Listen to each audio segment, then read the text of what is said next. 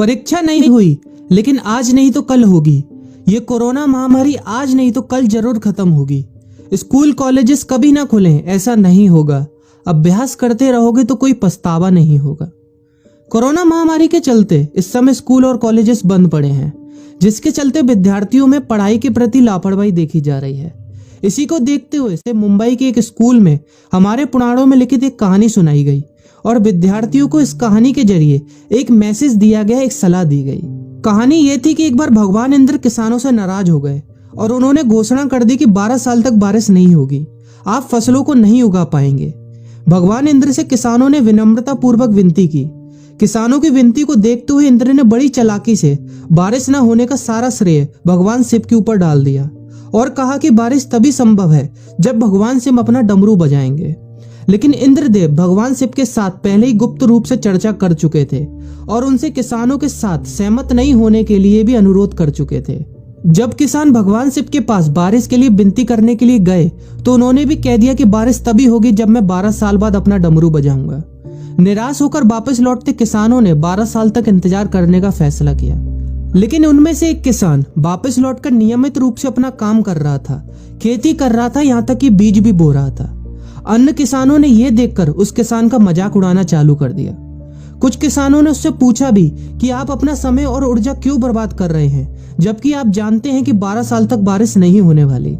उस किसान ने जवाब दिया कि मुझे पता है कि बारिश के बिना मेरी फसल नहीं आएगी, लेकिन मैं ये सब केवल अभ्यास के रूप में कर रहा हूँ। 12 साल बाद मैं फसलों को उगाने और खेतों में काम करने की प्रतिक्रिया को भूल जाऊंगा। शरीर की काम करने की आदत छूट जाएगी और शरीर आलस का शिकार हो जाएगा।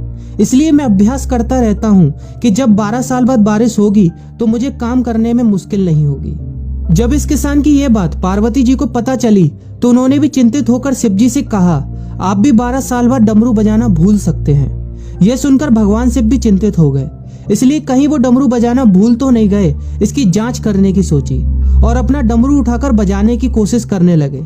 कोशिश करते हुए जैसे ही डमरू से आवाज आई वैसी बारिश होने लगी और जो किसान नियमित रूप से अपना काम कर रहा था उस किसान का खेत फसलों से हरा भरा हो गया।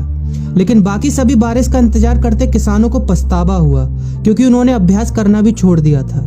इसी तरह 2 सप्ताह बाद, 2 महीने बाद या 2 साल बाद लॉकडाउन समाप्त हो जाएगा। कोरोना महामारी भी खत्म हो जाएगी। इसे घूरने या इस महामारी के खत्म होने तक का इंतजार करने से बेहतर है कि आप जिस कक्षा में हैं या जिस अगली कक्षा में जाने वाले हैं उसका अध्ययन करें। पुस्तकों का अध्ययन करके अपने कौशल को तेज करें। आपके पास जो ज्ञान है उसे और बढ़ाएं। इस समय का इस्तेमाल करें और ये सोचें कि आप और भी बेहतर कैसे कर सकते हैं, क्योंकि डमरू कभी भी बच सकता है। इसलिए अभ्यास करते रहें। अभ्यास ही गुणवत्ता का सार है। अभ्यास ही है जो आपको किसी भी क्षेत्र में पूर्ण बनाता है। अगर आप अपनी पढ़ाई के प्रति लापरवाही छोड़कर अभ्यास करते रहेंगे तो जब काम करने का समय आएगा, जब भी परीक्षा देने का समय आएगा, तो आप हर चुनौती और अपने हर क्वेश्चन का जवाब देने के लिए तैयार रहेंगे। अपना ध्यान रखें और अपनों का ख्याल रखें, क्योंकि कोरोना भी गया नहीं है। घर पर ही रहने की कोशिश करें ताकि आप भी और अन्य भी सुरक्षित रहें और नियमित रूप से अभ्यास करते रहें, क्योंकि डमरू कभी भी बच सकता है। वीडियो अच्छी लगी हो तो वीडियो को लाइक और अपने फ्रेंड्स के साथ शेयर करना मत भूलिएगा। और अगर आप एक पेरेंट हैं तो आप भी अपने बच्चों के साथ इस वीडियो को शेयर करना मत भूलिएगा।